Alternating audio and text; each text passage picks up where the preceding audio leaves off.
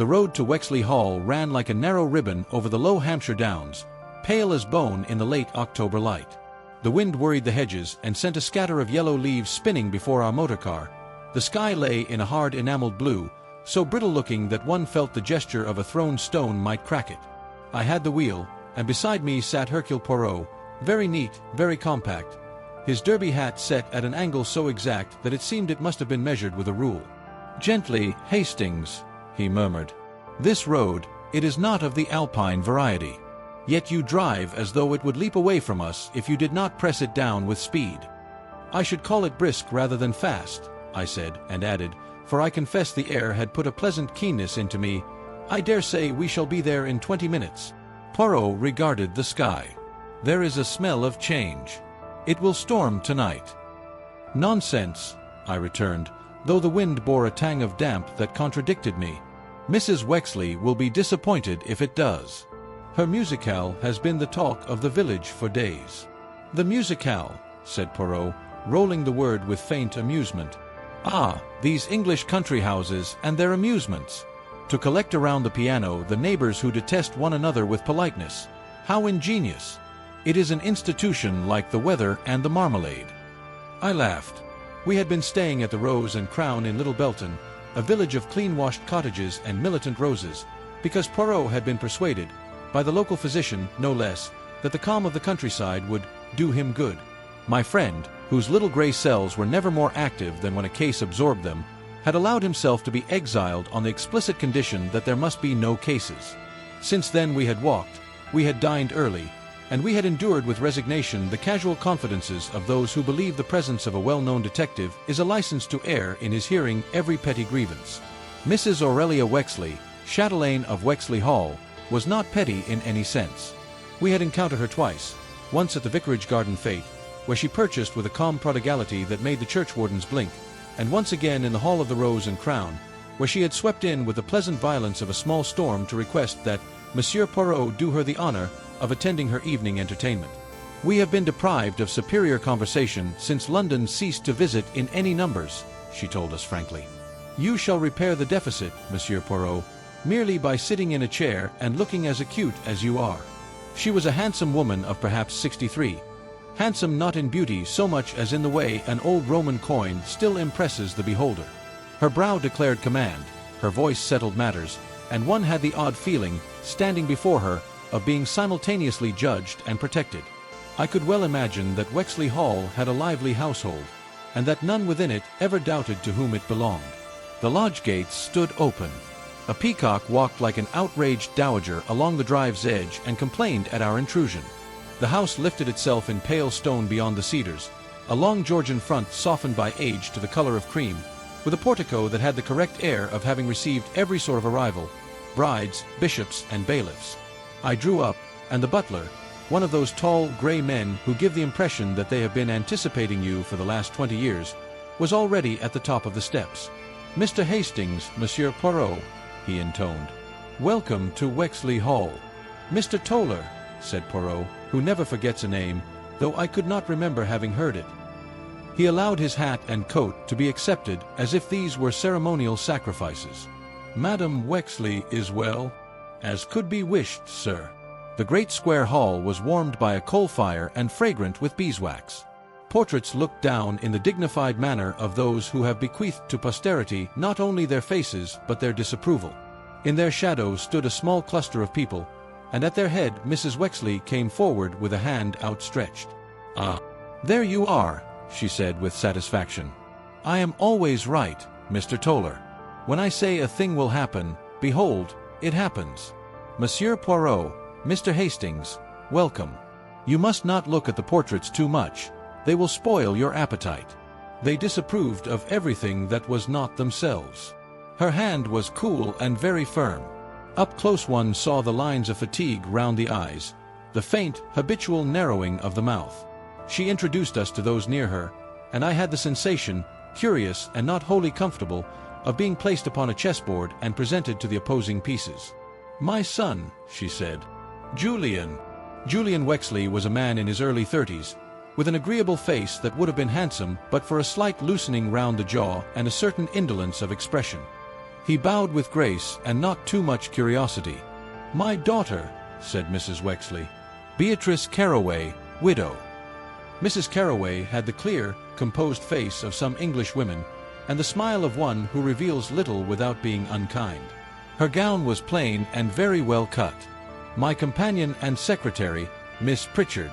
Miss Lila Pritchard was a cheerful, freckled young woman with hair the color of polished copper and a competence that seemed to radiate from her. She had the look of being the only person in the room who knew where anything was kept. Our neighbor, Colonel Stratton, retired, Dr. Penrith, the Reverend Mr. Quill, Mr. Sanford Blake, who has come from New York and deserves a medal for crossing the Atlantic merely to be bored, and Miss Nora Vale, my niece by marriage, and in possession of a voice that, I give you warning, will shiver your glass. The Colonel, one of those leathery men who appear to have been issued with a uniform at birth, said, "Delighted, delighted," and pumped my hand. Dr. Penrith, a thin gentleman with an ascetic nose and kindly eyes, bowed. The Reverend Mr. Quill, whose collar had a persistent habit of cocking to one side, murmured something about blessings. Mr. Sanford Blake, who had the clean, square jaw of the American and an air of having been born to sell railways or conquer mountain ranges, grinned broadly. "I always wanted to see a real English musical evening," he announced, in a voice that belonged on a platform. "With tea and cake and scandal. I'm told scandal is indispensable." Miss Nora Vale, who could not have been more than 24, had that pale, almost luminous fairness the Italians admire. Her hands were long and her wrists very delicate. When she moved, she did so as if music had dictated her step before she thought to take it. She smiled at me with candor and at Poirot with interest. "Now that we have disposed of the tedious matter of names," said Mrs. Wexley, "we shall have sherry and a small piece of cheese, which is a deficiency on which doctors and clergymen are at one. Mr. Toller, will you see to it? Afterwards, Miss Vale will sing, and Dr. Penrith will pretend to enjoy himself, and we shall all remember to clap." "You bully your guests, Aurelia," said the Colonel with admiration. "If they require it," she returned. "I make no promises to be pleasant, Colonel, but I am always exact." It was the keynote of the house, that word exact. One noticed it in the manner of the servants, who moved without wasted motion, in the arrangement of the flowers, which were not in vases but in low silver bowls that reflected them discreetly, in the clock on the mantel, an Empire piece, that chimed the half-hour with a crispness that suggested it would have resented being late. Yet, as we were marshaled toward the drawing-room, I had the impression, so faint one might have dismissed it, that some thread had been drawn across this order, tightening it. The air had a tautness, and in the tautness a kind of irritability. If one had spoken too loudly, something might have broken. The drawing-room looked east over the lower lawn to a belt of beeches. The light, already withdrawing, turned the beeches to bronze. At the far end of the room stood a grand piano, lid-propped, a scatter of songs on its stand. A faint scent of lavender hung about the place, pleasant, but so insistent that I later wondered whether a vase had overturned upon some hidden linen. Miss Pritchard discreetly set a covered cup upon a small table, Mrs. Wexley's tisane, she said to no one in particular, and checked the piano stool's height by the judicious application of a folded handkerchief under one leg. "You see," murmured Poirot at my elbow. "Exact. Surely this is all very ordinary," I said. He looked not at the room but along the skirting and up again to the curtains, where he adjusted, with 2 fingers, a tassel that had been twisted in the opposite direction to its fellow. "Ordinary, yes. And yet, observe, the curtains are newly taken down and rehung. The fringe has not yet settled. It is nothing, un bagatelle." He smiled to himself. But Madame Wexley, she would not tolerate the small disorder unless something required the large. Before I could reply, Mrs. Wexley came in with Mr. Blake at her side. She leaned upon a blackwood cane. I had not seen it earlier. It was the sort of cane one uses when one is determined to deny pain its triumph. "The storm is coming," she announced to the company at large. "I have told Toller to see that the lamps are trimmed, since the electricity here plays us false whenever the heavens think to clap. Mr. Blake begs me to say that in America he has seen lightning which would shame our timid English efforts." "True, ma'am," said Blake. "I have seen it ride down a river like a silver stallion. But we have your English fogs beat." "God preserve me from being beaten by a fog," said Mrs. Wexley. "Come, Nora." Miss Vale sang, and all the rules of hostessing were honored. There were small exclamations and the polite hush, and afterwards the filling of glasses, the necessary attentiveness to the plate of the elderly, and all the little dances by which social harmony is maintained. From time to time my eye strayed to the far corner, where Miss Pritchard kept a ledger on a narrow table and, while appearing to attend, set down a note in a neat, slanting hand. Once, the housekeeper, a square woman of 60 with a mouth set like a straight road, came to her and spoke under breath. Miss Pritchard nodded and wrote again. In the interstices of song, conversation moved along certain grooves with an ease that seemed practiced. Colonel Stratton spoke of India. The Reverend Quill deplored the indifference of youth to the evening service. Dr. Penrith prescribed moderation in all things and smiled like a man whose prescriptions are rarely followed. Beatrice Carroway and her brother maintained a light skirmish of wit, neither cruel nor affectionate. Mr. Blake, who was too shrewd to be merely hearty, allowed his booming laughter to recede now and then, and listened, and glanced at Mrs. Wexley as if she were a column of figures in a book he meant to balance. "What brings an American gentleman to Little Belton?" I asked him in a pause. "Steel," said Blake succinctly, "and the pleasant smell of old money." "Mr. Blake has an interest in certain factories at Southampton," said Mrs. Wexley from her chair. She had the habit of resting without seeming to rest, as if her body conceded what her will refused. "He is also curious as to how England is to survive her virtues. I have promised to show him our vices instead. They are more instructive." "Mother," said Julian lightly, "if you parade all our vices at once, the county will never forgive you." "The county never forgave me," said Mrs. Wexley, with dry satisfaction. "It was a disappointment I learned to cherish. It would be tedious to set down every exchange, and yet it is in such exchanges that tone declares itself. There is the tone of a house at peace and the tone of one at war. One hears both in the silences. Twice during the hour I saw Miss Nora Vale falter on a note and regain it, and each time she looked, not at the music, but toward the doorway, as though listening for a step. Beatrice Carroway took no wine, and when chivied by the colonel laughed and said, "I am on a tonic." Dr. Penrith's kindly eyes had a film of calculation now and then, which is not unkindness but the professional habit of measuring. And as for Mr. Julian Wexley, once, only once, when his mother's hand closed upon the blackwood cane rather suddenly, a small and ugly light polished the indolence from his eye. Poirot, to whom nothing is ever indifferent, had retired to a little chair by the marble chimney-piece, where the Empire clock presided. It chimed the hour 9, with the same crisp self-respect as before. He contrived to seem out of the way and yet placed to observe the whole room, and though he was amiable to Miss Pritchard and complimented Miss Vale with charming gravity, I recognized that small interior withdrawing of his attention that means he is taking the temperature of an assembly and noting where it chills or burns. At 9:15, Toller entered to murmur to his mistress. She inclined her head. "We will have the tray," she said aloud. "Nora, one more, and then we will release the neighbors to their firesides like well-treated prisoners." The song began, a Schubert that wandered as a river does and finished in a place one had not expected, and as the last notes fell, there came, faint at first and then more definite, the rumble of thunder across the downs. A draught stole beneath the drawing-room door and made the candle flames tremble in the sconces, though the windows were shut and well curtained. Somewhere a door had been opened and not closed. "Excellent," said Mrs. Wexley. "We shall survive without the electricity if we must." "Toller." The tray was placed. Small sandwiches that resembled painted toys, a dish of brown breads cut paper-thin, the teapot, the cups, and, apart on its own small salver, the covered cup I had seen earlier. Miss Pritchard lifted the lid, approved with a sniff, and brought it to Mrs. Wexley, who accepted it with a nod that would have suited a coronation. "Mother," said Julian, with forced lightness, "your famous potion, may we not share?" "You may not," said Mrs. Wexley, and there was in her voice a gentle finality that made him grin and subside. "It is vile and necessary, like truth." As she drank, there was a little hush. It is odd, but a woman drinking from a cup that none may touch has in it something ritual. Miss Pritchard resumed her post. The Reverend Quill bent to speak to Beatrice. "Mr. Blake asked me whether the thunder delayed trains in England as it did in Missouri."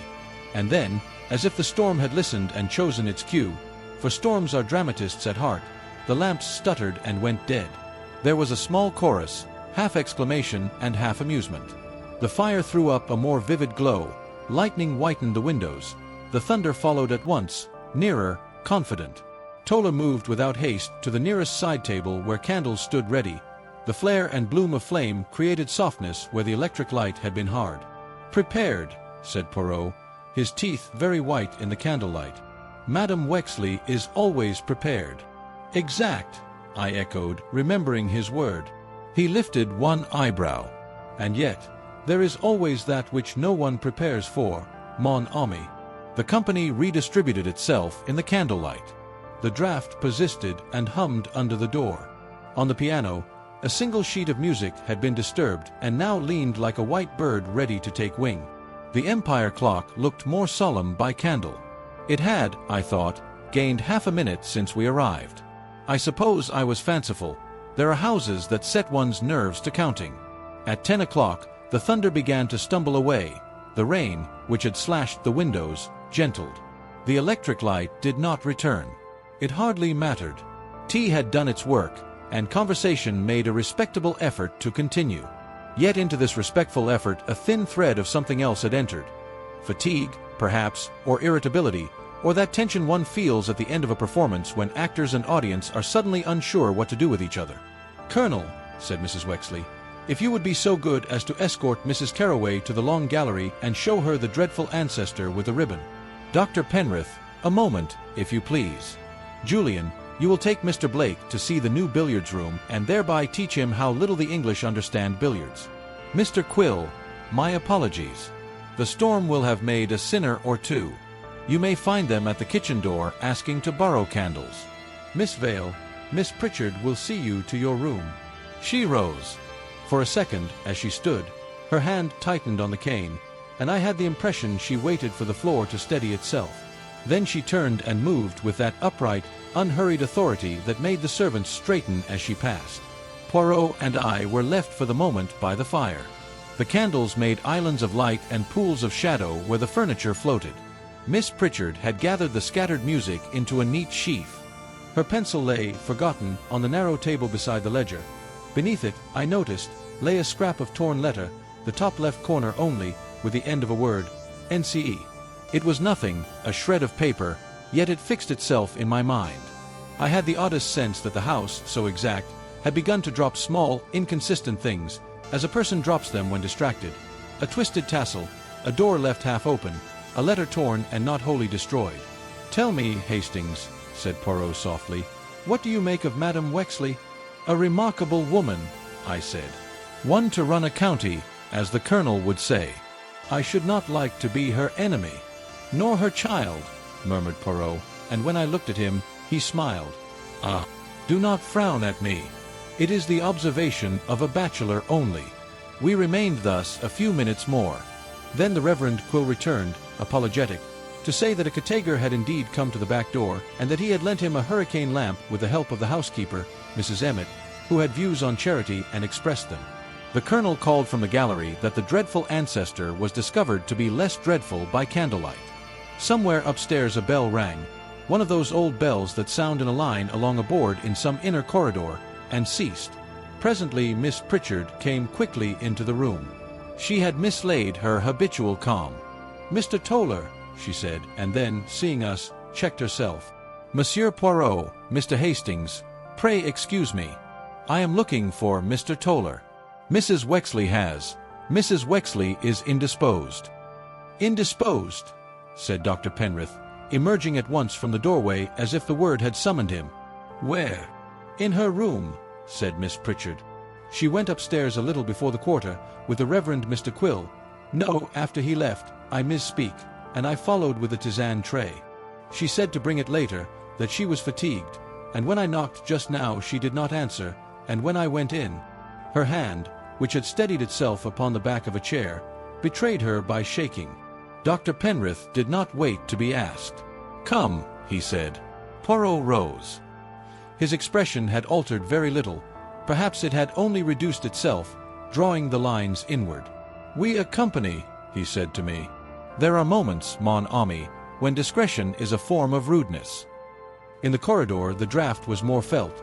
It lifted the edge of the runner in a little wave and played at the fringe in a way that reminded me of his remark about the curtain tassel. The stairs shone with polish.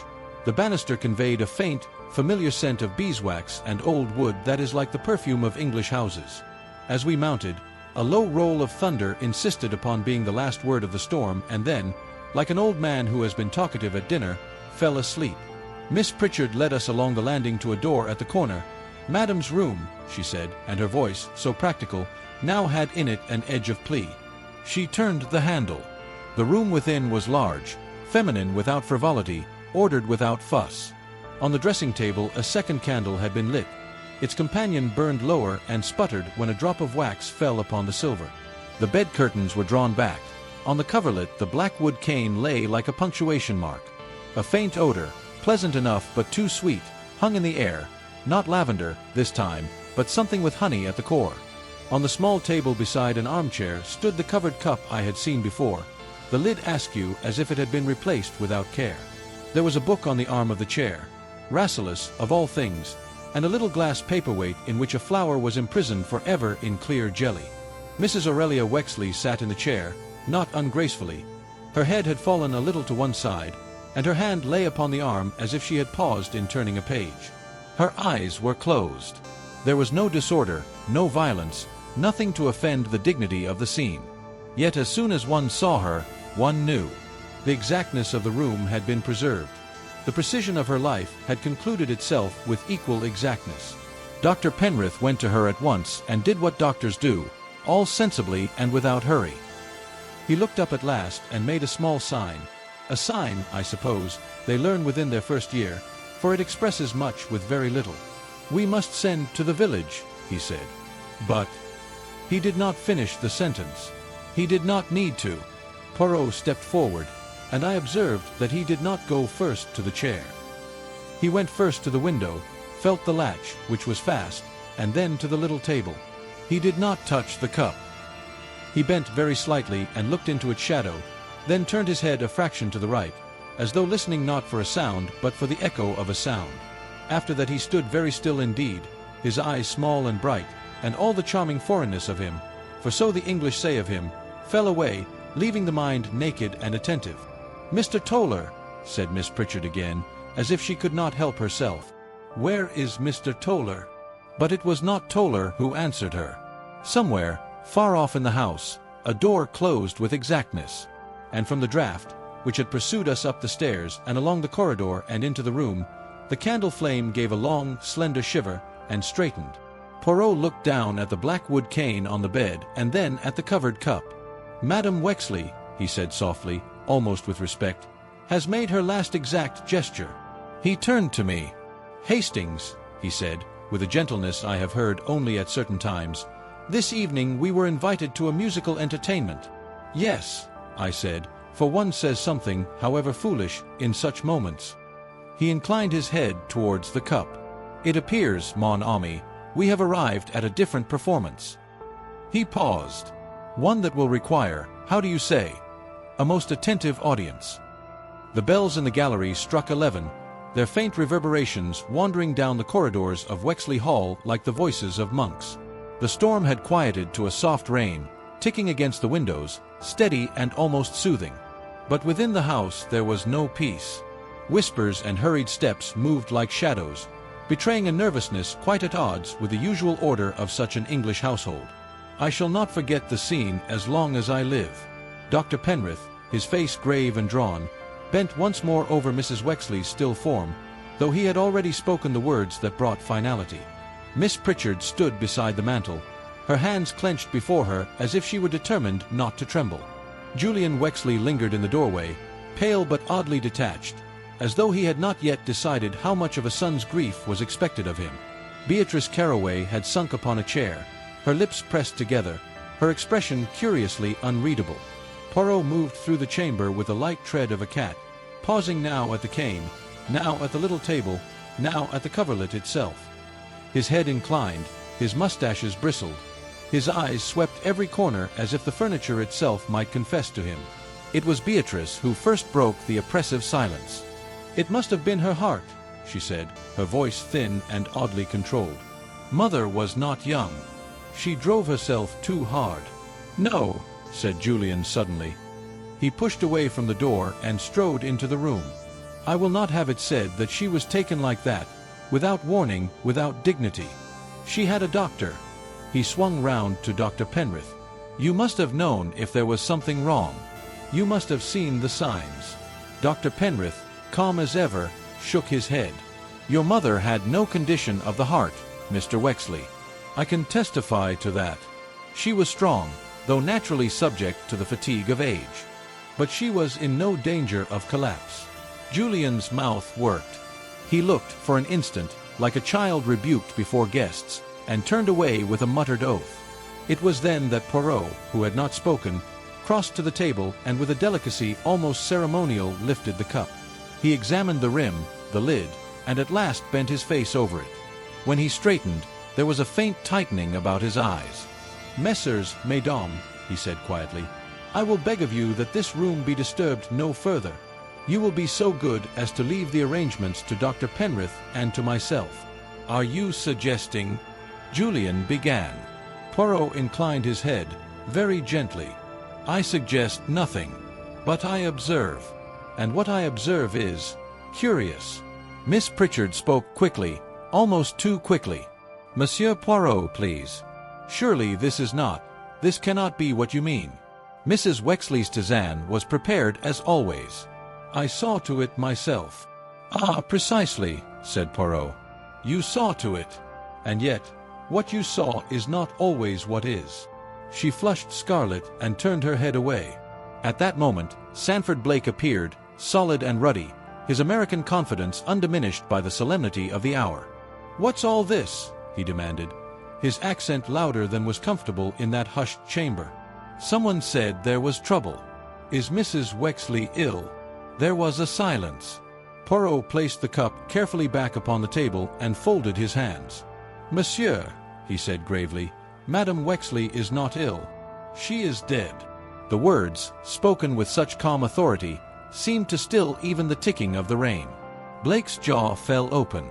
Dead? But why? I saw her not an hour ago, strong as steel, singing out orders, sharper than attack. Dead. He shook his head. No, that don't make sense. Precisely, murmured Poirot. It does not make sense. Therefore we must discover how it can be made to do so. The household was roused in full. Toller, the butler, grave as stone, went about securing doors and windows at Poirot's request. Mrs. Emmet, the housekeeper, muttered darkly of Providence and fetched candles enough to light a cathedral.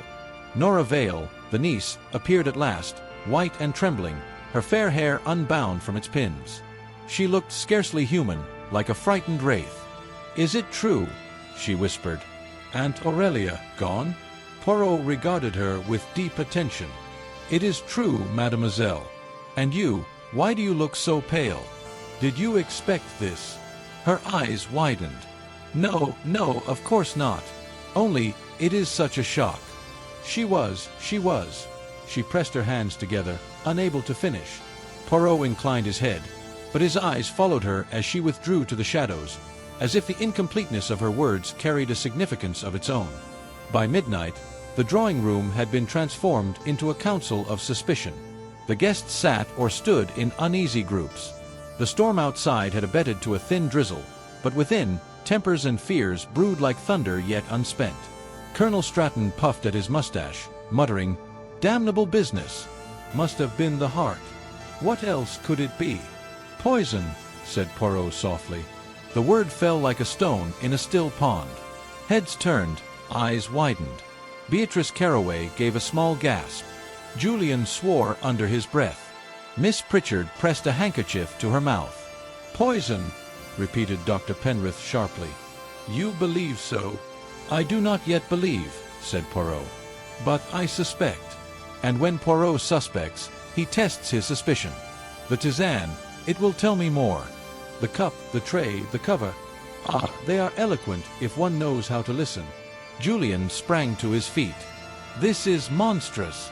To hint, before strangers, before neighbors, that my mother has been poisoned.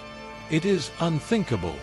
Unthinkable things, said Poirot gently, are often those which happen most often. Is it not so?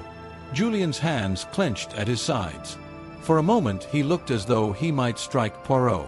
Then he turned abruptly away and stared into the fire, his shoulders stiff.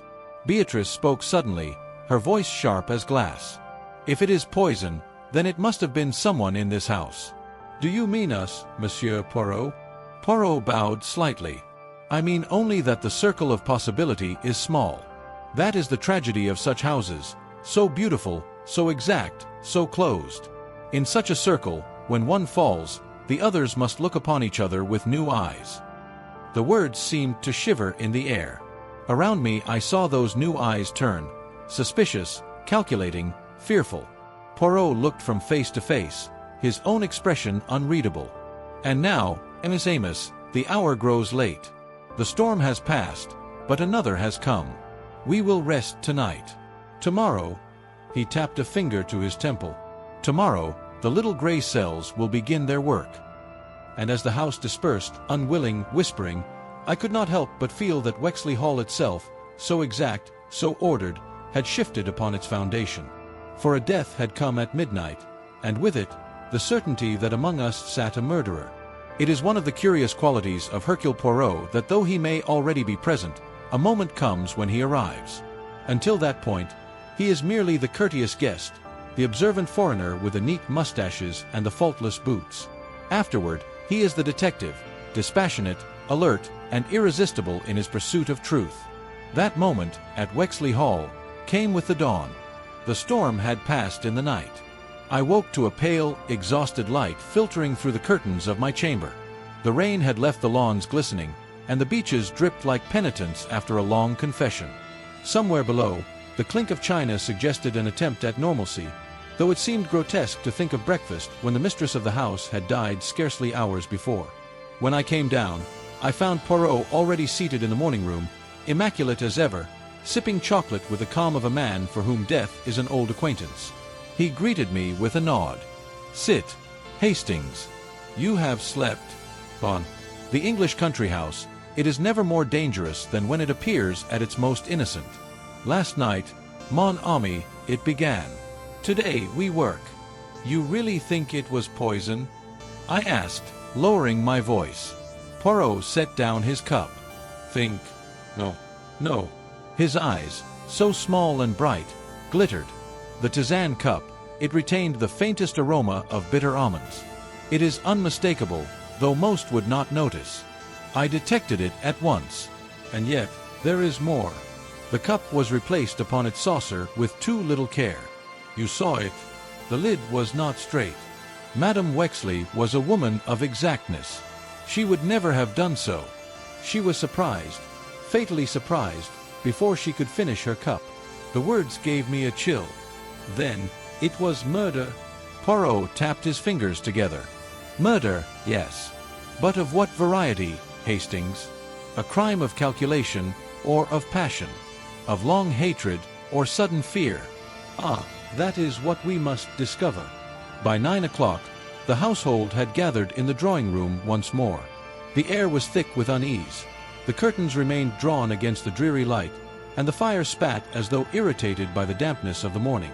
Mrs. Emmett, the housekeeper, had been dispatched to inform the local police, but in those hours before authority descended, the company looked, though some with reluctance, to Poirot. He rose, bowed slightly, and began. "Messrs, Mesdames, death has visited Wexley Hall, and not in the natural way. Madame Wexley has been poisoned. This is not conjecture, it is fact. Therefore, until the police arrive, we must take certain precautions. No one must leave this house. No one must remove so much as a cup from its place. And no one must assume that he or she is above suspicion." A small sound of protest escaped Beatrice Carroway. Colonel Stratton cleared his throat explosively. Sanford Blake muttered, "Well, I'll be damned." Poirot continued smoothly, ignoring them. "It is necessary that I should ask each of you certain questions. I am, as you know, Hercule Poirot. The police will do their part, but they will not object if I employ my little gray cells meanwhile. If the guilty person sits among us, I warn him, or her, that concealment will be of no avail. For, you see, I notice everything."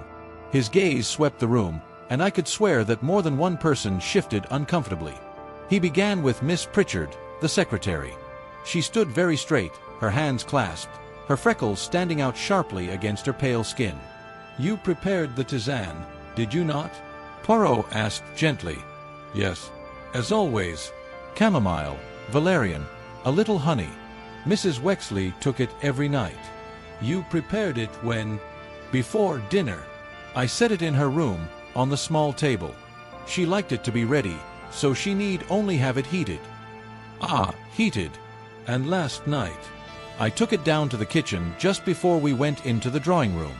Mrs. Emmett warmed it on the stove. I brought it back up and set it on the side table, as you saw.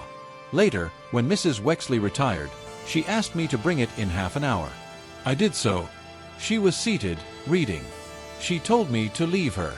I left. When I returned after 10, she faltered. "You noticed nothing unusual? No one loitering in the corridor?" Miss Pritchard shook her head. "Nothing." Poirot's mustaches quivered. "Yet someone touched that cup, mademoiselle. Someone introduced into it the bitterness of death." Her freckles seemed to darken as the blood drained from her face. "Not I, Monsieur Poirot. I swear it." Julian Wexley came next. He lounged carelessly in his chair, though the lines about his mouth were tight. "Your relations with your mother?" Poirot asked. Julian gave a short laugh. "As good as they could be, considering she held the purse strings. I loved her, certainly, but one could not ignore the fact that she held us all in the hollow of her hand." "You were with Mr. Blake in the billiards room after 10? "Yes. All the time." Julian hesitated. "I went to fetch cigars. I was gone perhaps 5 minutes." Poirot made a note. "The distance to the billiards room?" "Across the hall, down the passage." "Long enough," said Poirot softly, "to do more than fetch cigars." Julian flushed, but said no more. One by one, Poirot drew out their statements. Beatrice Carroway admitted frankly that she and her mother had quarreled the week before over money, but insisted she had been with Colonel Stratton in the gallery until nearly 10:30. Colonel Stratton confirmed this with soldierly bluntness, though Poirot's sharp eye detected a faint reluctance in his tone. Sanford Blake declared that he had spent the evening with Julian, and protested volubly against being considered a suspect at all. Nora Vale, pale and trembling, confessed she had retired early, pleading a headache, and insisted she had heard nothing until the commotion. The Reverend Quill claimed he had been at the kitchen door, lending a lamp to a category, until nearly 11. Dr. Penrith stated that he had remained with Mrs. Wexley briefly in the study, discussing her health, but had then returned to the drawing room before she retired. At the close of the round, Poirot stood motionless for a moment, as though absorbing the flavor of their words as a connoisseur tastes wine. Then he spoke. "Every one of you had the opportunity," he said. "Every one of you had a motive, great or small. Money, independence, resentment, fear, these things leave their mark. It is for me to read them." He bowed, almost ironically. "The murderer sits among us. Of that I am certain. And before long, he shall find that Hercule Poirot has arrived." The drawing room at Wexley Hall was unusually silent that morning. The curtains had been drawn back to admit the pallid autumn light, and the fire, though tended by Mrs. Emmett herself, gave little cheer. It was as though the house, accustomed to the imperious energy of its mistress, now lacked the very rhythm of its existence. Even the servants moved more softly, as if afraid of disturbing some unseen watcher. Poirot sat in the high-backed armchair nearest the fire. He had placed himself there deliberately. I knew him well enough to understand the strategy. From that vantage point, he could observe every corner of the room, while the shifting flames lent his eyes an unsettling brightness. His little notebook lay on his knee, closed. He would write in it later, in the solitude of his chamber, but for now he preferred to keep his hands folded in apparent repose. He began, very quietly, "Messieurs, Mesdames, it is time we converse, not in the manner of last evening, with gaiety and music, but with frankness. We sit together in this room, all touched by tragedy, all bound by it. Madame Wexley is dead, and though the police will come, it is better, perhaps, that we clear the shadows before their heavy boots trample them to mud. You permit, yes?" There was a murmur of assent, reluctant, but assent nonetheless. I noticed how some leaned forward, eager for exoneration, while others shrank back as though speech itself might incriminate them. Poirot turned his gaze upon Miss Pritchard first. "Mademoiselle," he said gently, "it is you I asked to begin. You were the one closest to Madame in her daily life.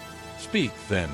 Tell me not only of the tisane, but of the household, the temper of Madame Wexley in these last days." Miss Pritchard clasped her hands more tightly, her knuckles whitening. "Madame Wexley was formidable, Monsieur Poirot. She liked things done her way.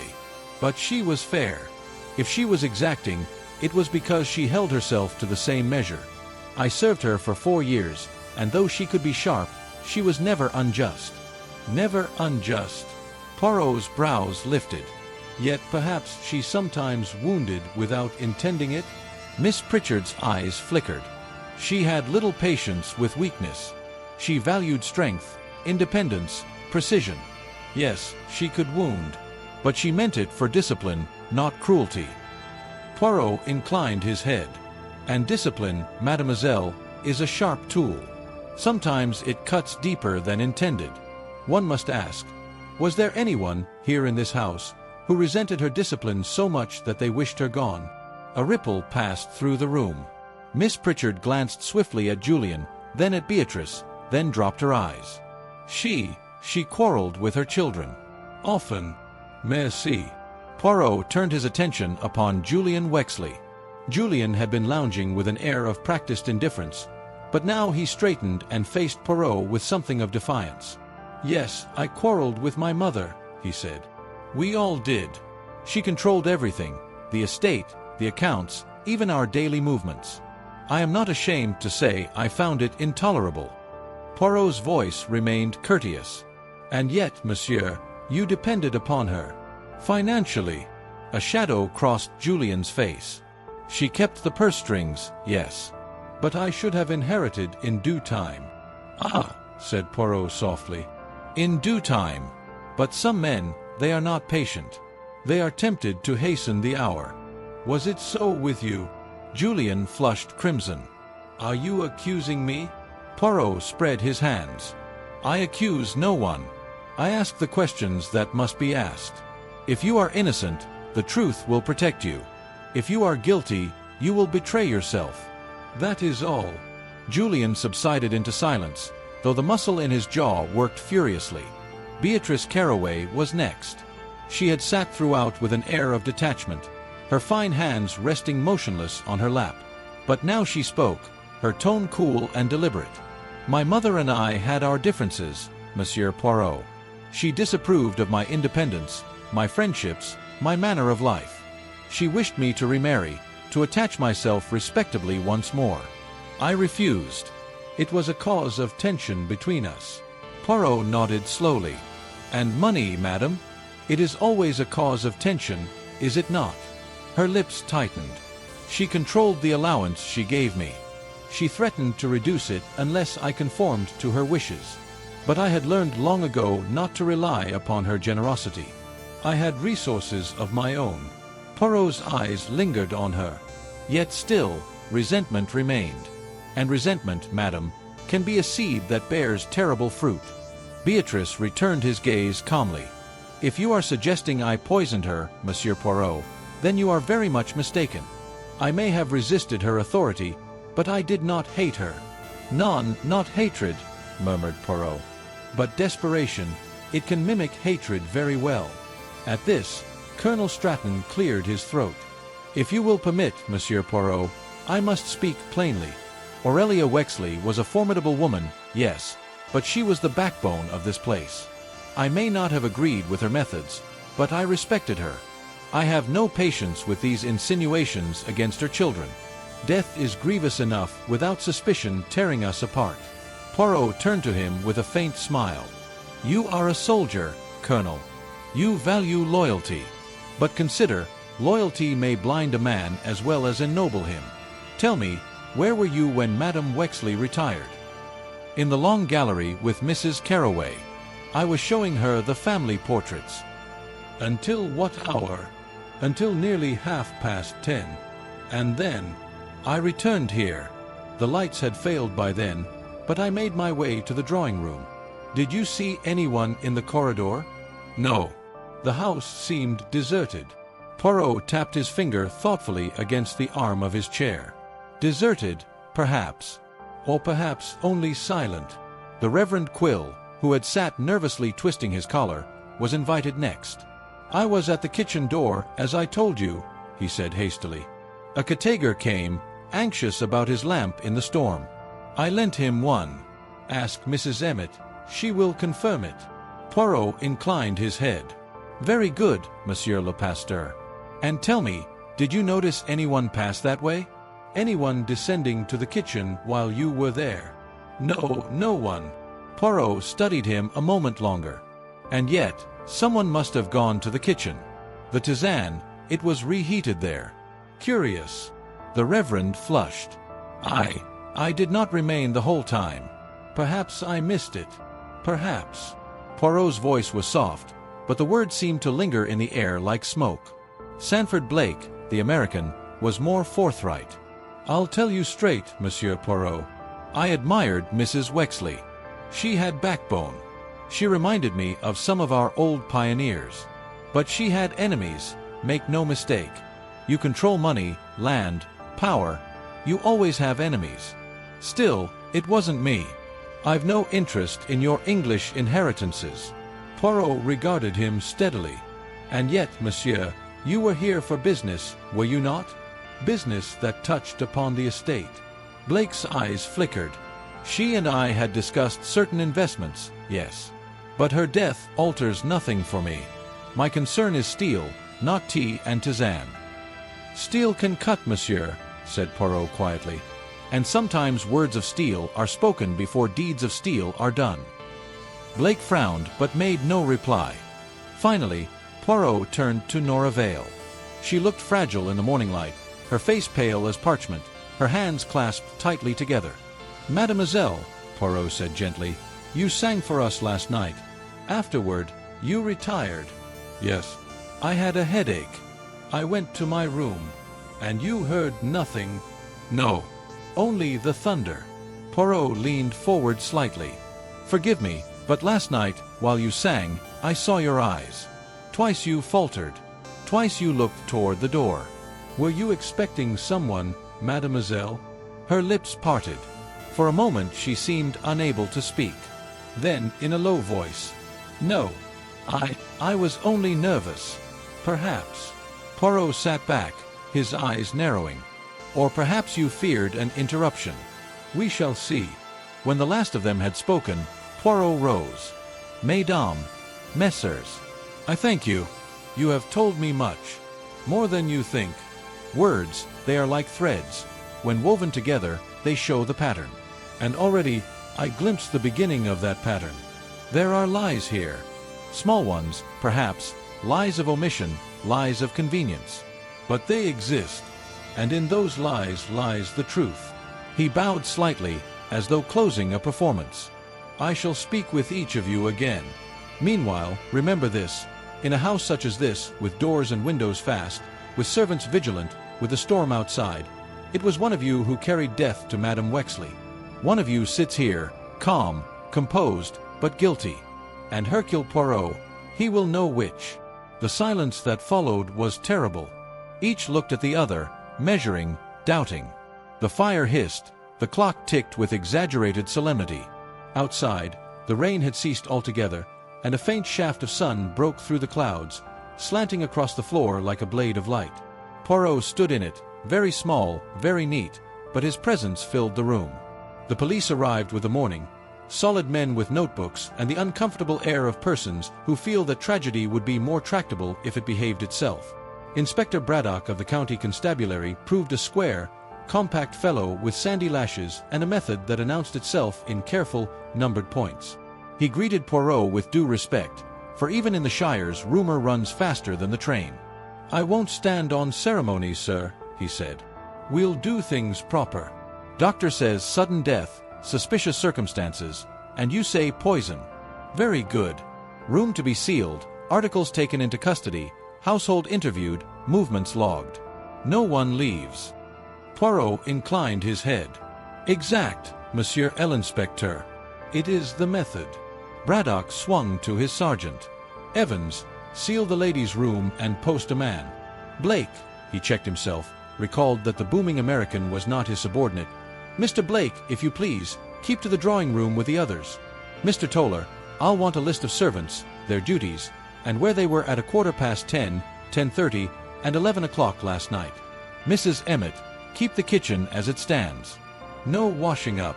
No washing up, said Mrs. Emmett faintly, as though a pillar of civilization had been removed. None, said Braddock with grim satisfaction. He turned back to Poirot. You noticed bitter almonds, sir? A whisper only, said Poirot.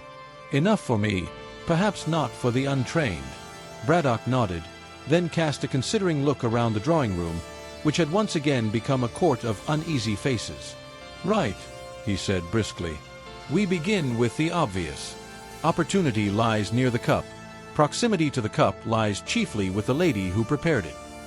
His gaze settled upon Miss Pritchard. Miss Lila Pritchard, you will oblige me. Miss Pritchard rose. She looked very small in her sensible tweed, and very brave, which is not the same as calm. I have told Monsieur Poirot all I know, Inspector, she said. I will tell you the same. You prepared the tisane. Yes. You warmed it where? In the kitchen. Mrs. Emmett put the saucepan on the stove. I stood by. She gulped once and mastered herself. Then I carried it up to Mrs. Wexley's room and set it on the side table to be ready. At what hour? A little after 9.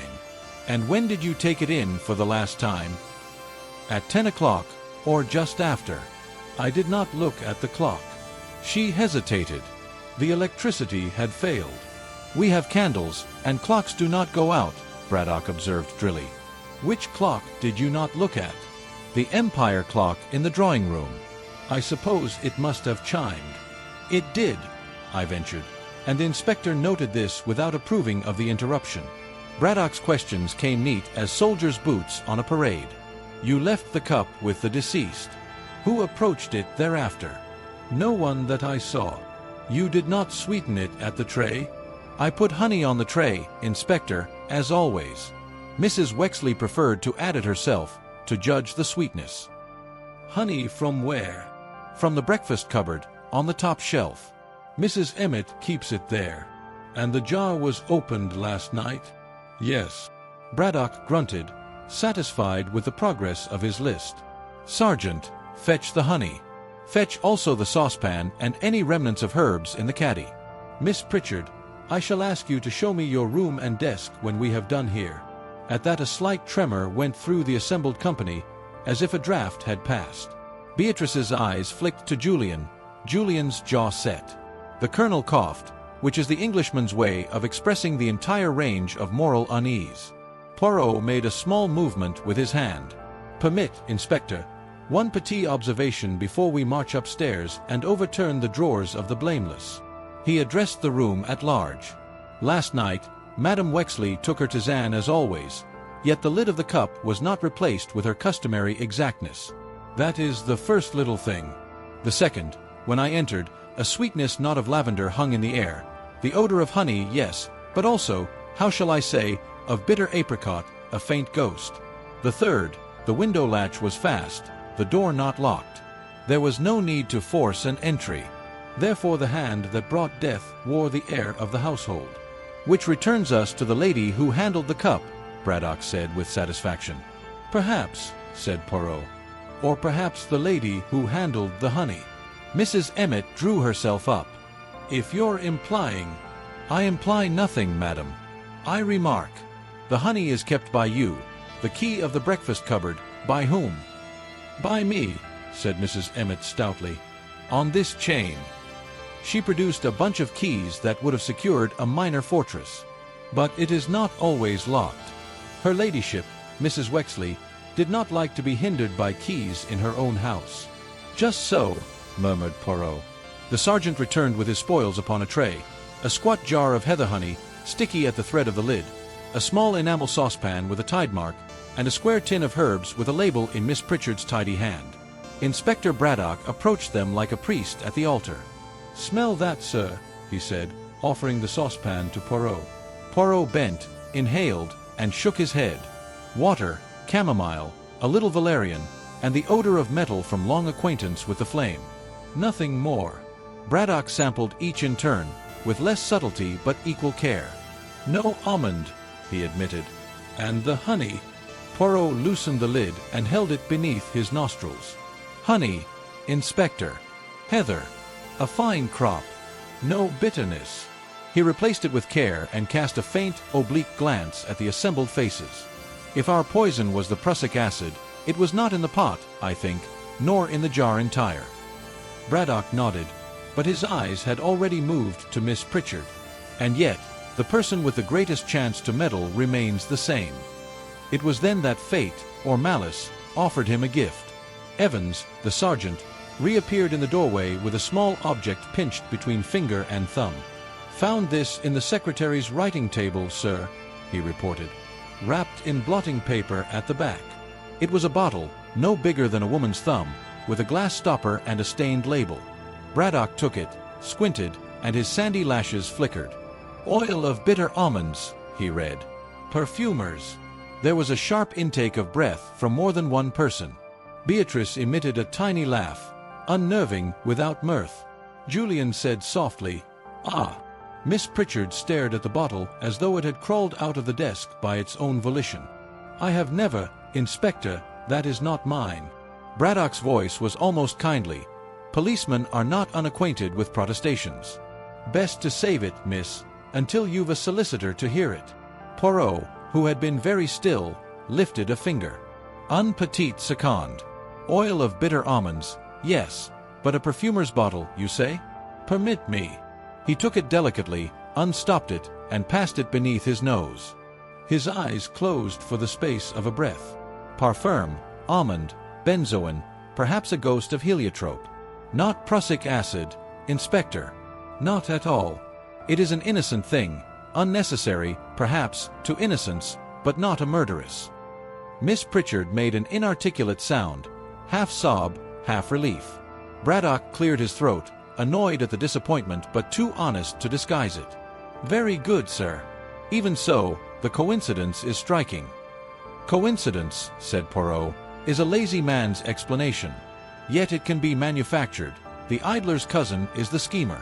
Someone wished us to see, to leap, to exclaim, voila!" He looked at the bottle again. And yet, they misjudged.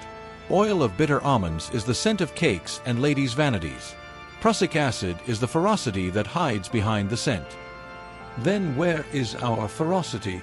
Braddock demanded. "What vessel carried it?" Poirot's gaze drifted to the honey jar and beyond it, to the small silver spoon set upon the sergeant's tray, its bowl film-bright with a tack of gold. He lifted it, turned it to the light, and made a small sound in his throat. "You have a lens, Inspector? Merci." He bent over the spoon, the glass poised like an eye. "There are scratches here, new, sharp, at the rim, as if something crystalline had been crushed against the silver. And see, at the very join, a mote, a faint haze. If I wet the tip, so, and taste only with the lip, not dangerous, Inspector, do not flutter, I perceive not sweetness but a sting." Braddock stared. "You mean—" "I mean that a little of the honey was sweetened with bitterness," said Poirot softly. "Not the jar, a smear only, prepared beforehand perhaps, carried in some small thing, a paper twist, a thimble, applied to the spoon, then covered with honey so that the next mouthful, the last mouthful, would be fatal. The smell would rise at the cup, faint as the ghost of a seed." There was a hush.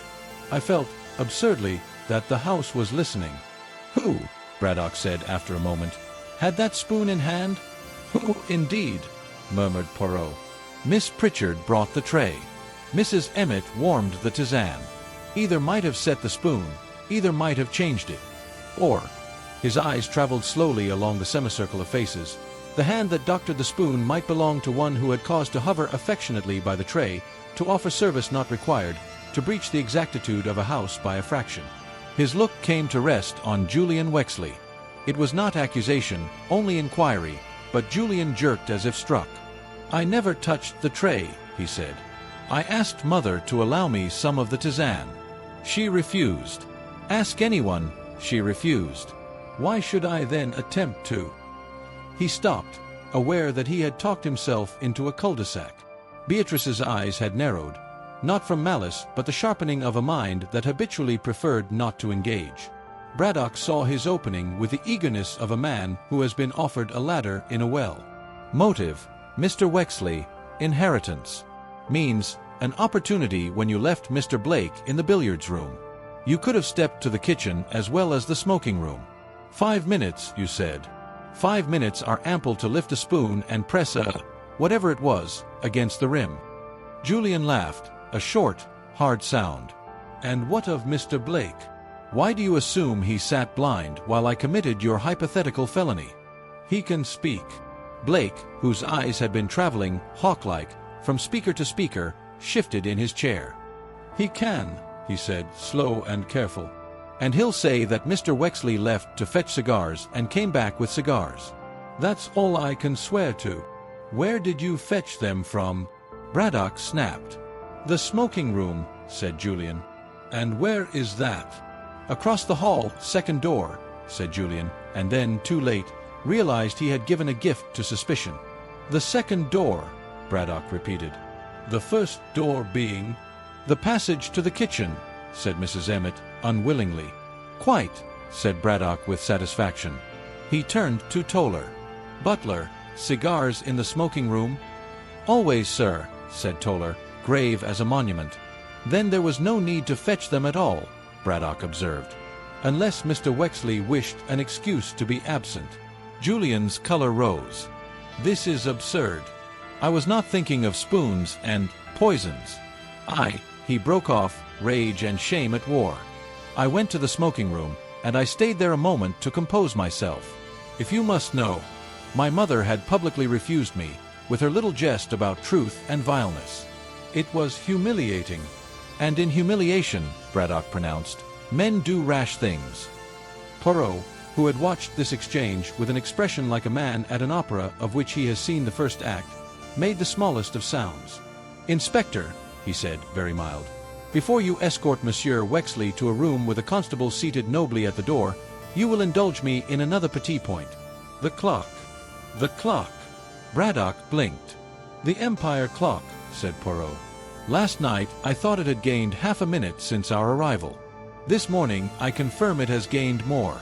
I have compared it with my pocket chronometer, which is set by the radio from London. The Empire clock is fast, not by much, but by a measurable trifle. Now why should that interest me? Because Miss Pritchard did not look at it. But you, Inspector, would make of 10 o'clock an absolute when in fact it is a relative. If Madame Wexley requested her tisane in half an hour, and if Miss Pritchard counted by the chime, she may have brought it at 9:20 by the true time. A minute, too. It is little, n'est-ce pas? Yet in a house where alibis are woven for minutes, a thread's breadth can seem a rope. Braddock scowled. He did not like the ground slipping from beneath his boots. Are you saying Mr. Wexley couldn't have done it? I say only this, returned Poirot. If one plans such a murder, one chooses not a minute that may betray one. One chooses the moment when a certain person will be alone with a certain object. The murderer knew not only the habits of Madame Wexley, but the habits of the house. He or she knew that Mrs. Emmett keeps the honey on the top shelf, that Miss Pritchard brings the tray early to be heated, that the Reverend Quill is called away by charitable interruptions, that the Colonel instructs as if on parade, that Mr. Blake watches and listens even when he laughs, that Mademoiselle Nora's nerves will carry her upstairs before the rest. Above all, he knew this, that in a house of exactitude there is a moment every night when the mistress is alone with her cup. A whisper ran through the room, indefinable and chilling. Nora Vale, who had sat with folded hands, suddenly pressed them to her mouth. Beatrice's poise thinned to transparency. The Colonel stared hard at the carpet, as if even his boots might be induced to give testimony. Braddock, who had not abandoned his quarry, made one last thrust. You have not disproved Mr. Wexley's opportunities, sir. No, agreed Poirot. I have only shown that opportunity is a garment that can be cut to fit more than one. But I am grateful to you for measuring it around Monsieur Wexley first. It reveals to me the tailor's trick. He turned the silver spoon once more between finger and thumb. This, for example. It is a servant spoon, Inspector. Do you see? The crest is not upon it. At great houses they separate the silver for upstairs and downstairs. The crest is reserved for the guest to admire, the plain for the pantry to scour. Yet last night, upon that very elegant tray, was a plain spoon. Who set it there? The household froze. It was an innocent question that had no innocent answer. Mrs. Emmett, after a long moment, said hoarsely, "I set the spoon." The maid who lays the tray had gone to her mother. "I did it myself." "Just so," murmured Poirot. "And you, madam, would never have placed a pantry spoon upon a lady's tray, unless someone asked you to change it at the last moment." "Who asked you?" The housekeeper's hands, knotted together, tightened until the knuckles blanched. "The Reverend Mr. Quill," she said at last, in a voice like a stone dropped in a well. "He came to the kitchen for the lamp and said the spoon had a smear, that it would spot the napkin. I changed it because a gentleman of the cloth shouldn't be made to carry a messy tray through a storm." All eyes turned to the Reverend Quill. He had risen half an inch from his chair as though the springs had ejected him and then sunk back as if the air had thickened. Color flooded his face, receded, and left him the pale of altar linen. He began. "I only wished to help." Braddock pounced. "You handled the spoon?" "For a moment. I saw it looked sticky." He swallowed. "I meant no harm." "And so," said Poirot very softly, "the hand that changed the spoon is accounted for. But the hand that prepared the spoon, that is different. Reverend, you took a good spoon from the drawer. That is your story. But you did not go to the drawer, n'est-ce pas? You lifted the first spoon to hand, and that was the pantry spoon left, perhaps deliberately, upon the dresser." The Reverend made a strangled sound and touched his collar, that offender which would never sit straight. "You see what is neat." Poirot smiled without mirth. "A red herring, as our English friends say. A tiny perfume bottle placed to mislead, a pantry spoon substituted to shame the servants, a story of a son and cigars to inflame the blood. All so convenient, so righteous, so very obvious." Braddock's pen scratched. "Meaning, sir?" "Meaning," said Poirot, "that we have been invited to look one way, toward the secretary who prepared the tisane, toward the son who sulked, toward the Reverend who fumbles his collar, while the true mind, exact and cold, stands a little apart, confident that we will do its work." Beatrice's voice, when it came, was very low. "You mean, someone staged this?" Poirot's eyes traveled, not to her, but to the staircase door, where a draught once more lifted the edge of the runner into a tiny wave. "Staged," he repeated. "But of course. Last night even the curtains had been taken down and rehung. Did I not remark the unsettled fringe? To prepare a stage one must dress it, a tassel twisted, a letter torn and carelessly left, a clock advanced, a candle primed to sputter." He looked suddenly very tired. Madame Wexley's last evening was a performance indeed. Inspector Braddock snapped his notebook shut. "Very well. We'll not arrest Mr. Wexley today. But mark me, sir, I shall have the servants in turn, and I'll have their spoons lined like soldiers." He jabbed a finger toward the hallway. "Evans, post a constable at every exit. No one in the village is to sell so much as a bottle of scent without my knowing." As the police dispersed to their tasks, Poirot remained by the fire, turning the spoon so that the light slipped and ran upon the silver like water. I waited, knowing better than to prompt him when he listened to the eloquence of a thing.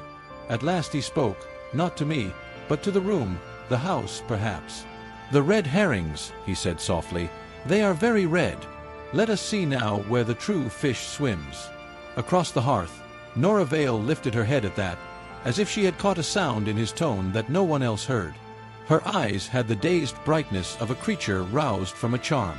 And somewhere deep within Wexley Hall, so it seemed to me, the exact house gave a small, reluctant sigh, as though acknowledging that its careful order had been used to perfect a crime. The hours that followed were unlike any I have spent in my life. Wexley Hall, once orderly to the point of severity, seemed to hold its breath. The police moved through the rooms with brisk authority, opening cupboards, noting times, questioning servants with the patience of men who knew they must leave no stone unturned. Yet for all their diligence, I sensed, as I always do in Poirot's company, that their work was but a clumsy net spread across the surface, while my friend plumbed depths invisible to them.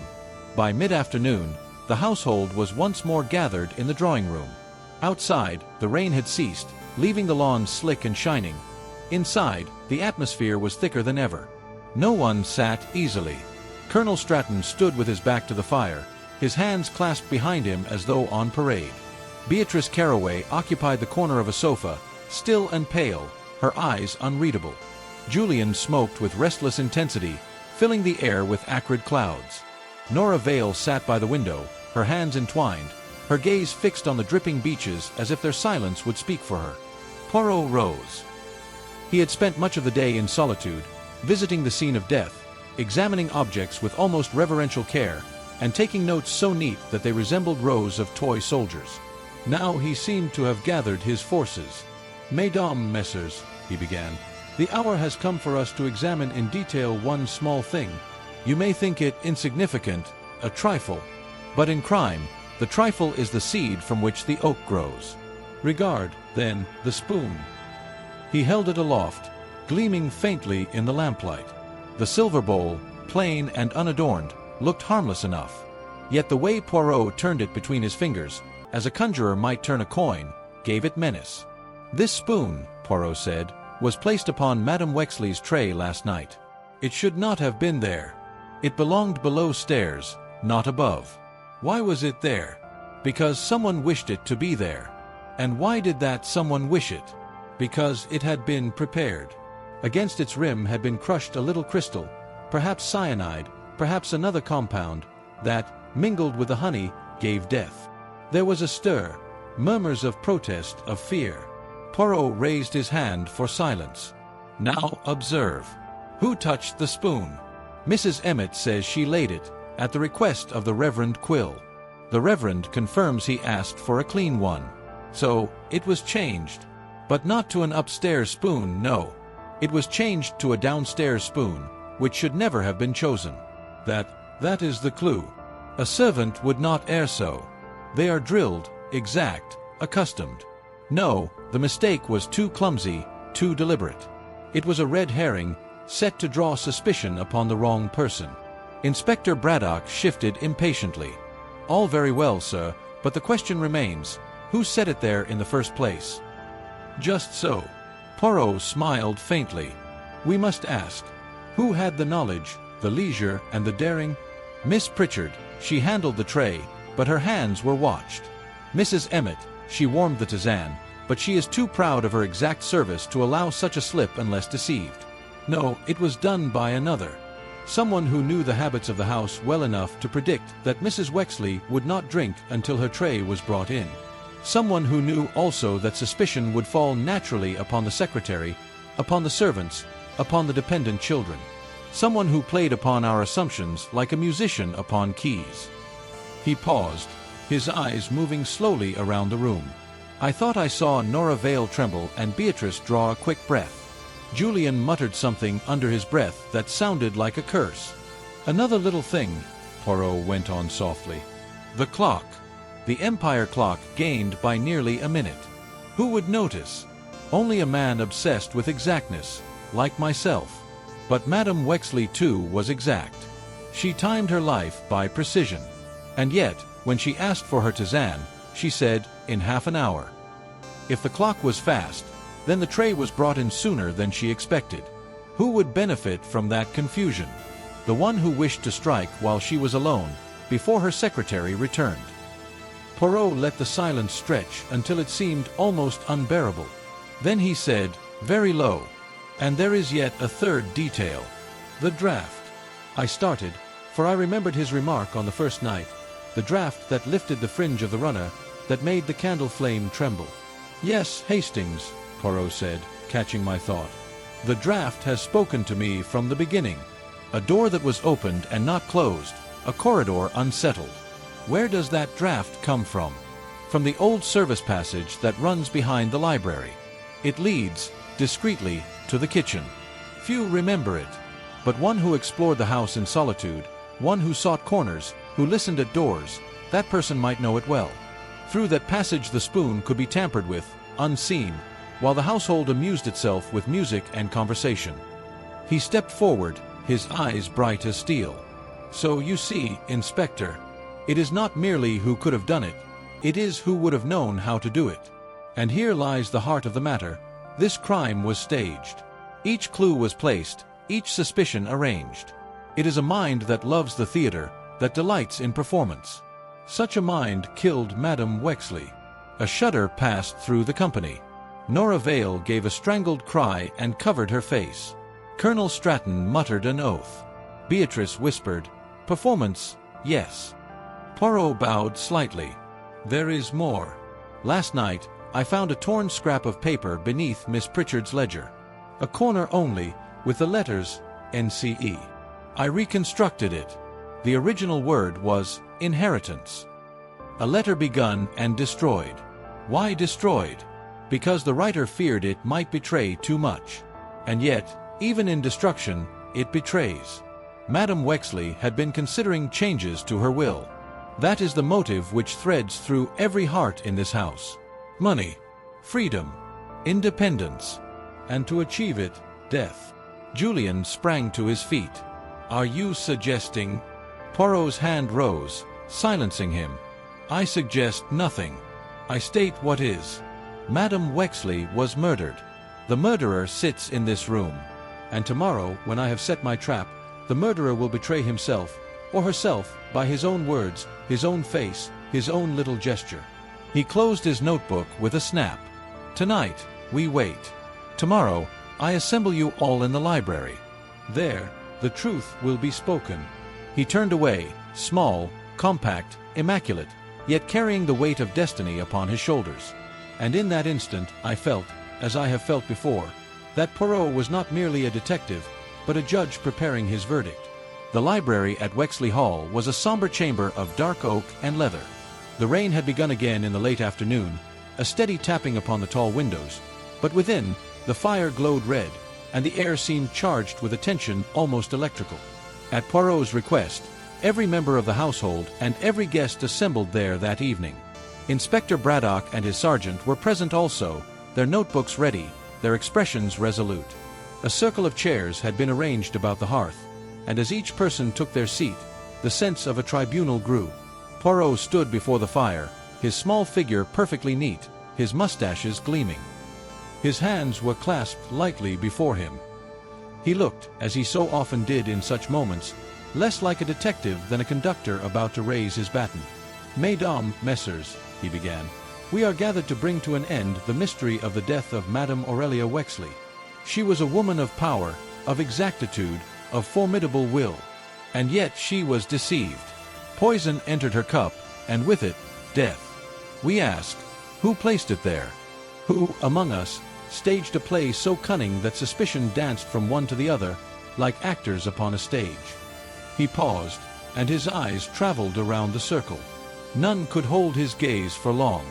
"Consider first," he continued, "the secretary, Miss Pritchard. She prepared the tisane, she carried the tray. Was it not natural to suspect her? And indeed, a bottle was found in her desk, oil of bitter almonds. A damning discovery, no? But no. It was perfume, not poison. A red herring, placed to incriminate her. Who knew her habits, her desk, her innocent vanities? Not she herself. It was too neat, too easy." Poirot loosened the lid and held it beneath his nostrils. "Honey, Inspector. Heather. A fine crop. No bitterness." He replaced it with care and cast a faint, oblique glance at the assembled faces. "If our poison was the prussic acid, it was not in the pot, I think, nor in the jar entire." Miss Pritchard let out a faint sob, and Poirot inclined his head gently toward her. "Then, we looked to Monsieur Julian Wexley, the son. He had cause, financial dependence, humiliation, resentment. He left the billiards room, he fetched cigars. 5 minutes unaccounted for, sufficient for crime. Again, the suspicion beckons. Yet, it is too obvious, too coarse. He returned with cigars, it is true, and the smoking room lies across the hall. Could he have slipped further, to the kitchen? Perhaps. But no, his actions were meant to be seen, to be noticed, to appear suspicious. It is another red herring." Julian's face flushed darkly, but he said nothing. Then, Madame Beatrice Caraway. She quarreled with her mother. She feared the loss of allowance. She is strong, independent. But her alibi is firm. Colonel Stratton was with her. And though the colonel is loyal, he is not so loyal as to perjure himself. No, she too is a shadow upon the stage. Beatrice inclined her head slightly, her face pale. The Reverend Quill. Ah yes, he changed the spoon. He admits it. He meant only to be helpful, to spare a stain upon the napkin. And yet, why that spoon?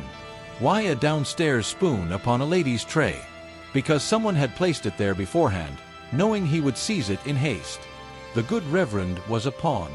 Quill swallowed and murmured, God forgive me, though whether for his clumsiness or his suspicion, I could not say. Mr. Blake, the American, perhaps? Poirot's eyes glittered. He had business with Madame Wexley. He admired her backbone. Yet he was an observer only, a listener, a man who plays his cards openly. He is not the subtle mind behind this theater. No. Blake gave a short nod, as if acknowledging acquittal in silence. Then who remains?